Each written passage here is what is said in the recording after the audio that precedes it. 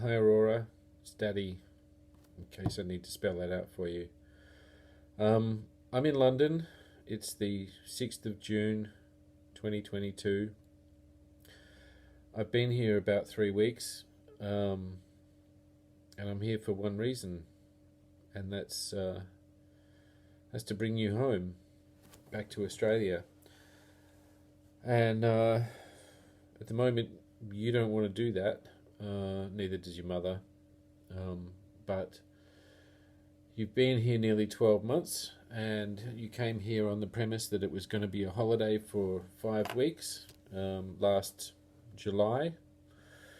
And during that time, your mum decided, apparently in consultation with you, that you weren't going to come home to Australia.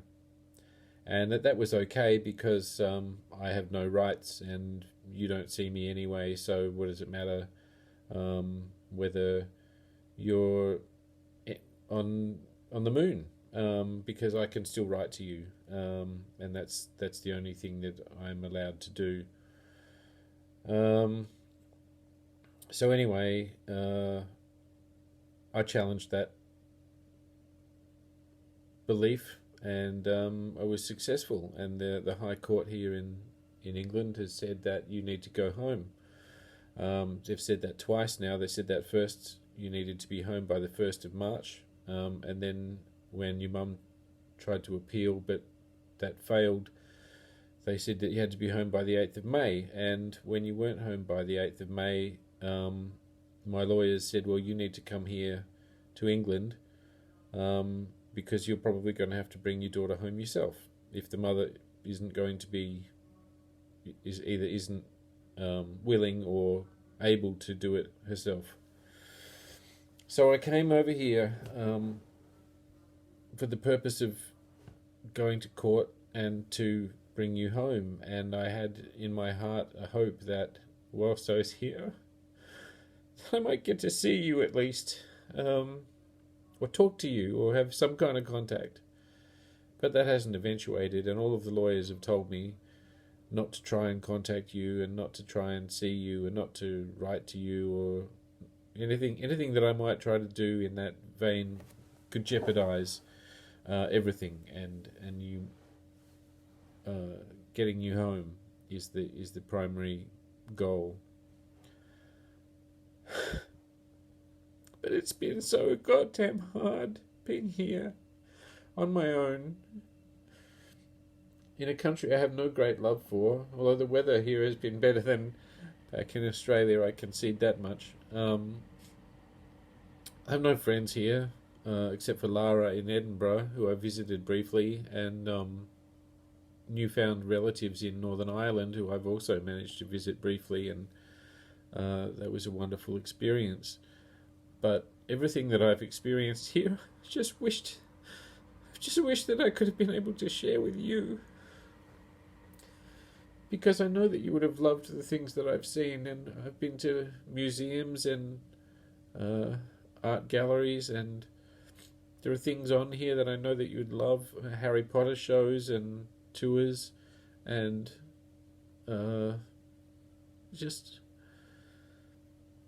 things that I see that I know would interest you. And it breaks my heart, it really does, that I can't just bring you. I can't just say, hey, why can't I just say, hey, Aurora, would you like to go on a Harry Potter studio tour with me? And you say, yeah, Dad, that'd be great. Or, no, I don't want to do that. That's childish, and I'm beyond over that stuff now. And I'm sorry I'm emotional, but it's so hard. I haven't seen you for 7 years. But I remember the last time I saw you, it was just before your birthday. I think it was your 6th birthday. And I hadn't seen you for ages then either. And we had such a good time together, albeit brief. And when I left, I kissed you and I said, I'll see you next week, sweetheart, for your birthday. and I never saw you again. And now all I have is the right to write to you. And so I write to you. I write to you as often as I can. And I send you cards telling you that I love you. And I send you gifts that I think you might like, or that you've specifically told me that you'd like. And then I get a reply sometimes.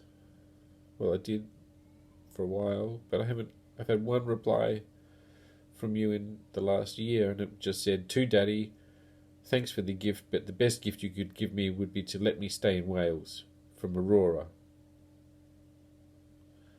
And that was hurtful, quite frankly. I don't blame you. I'm not going to take that call. Hang on, I'll have to come back to this. Sorry.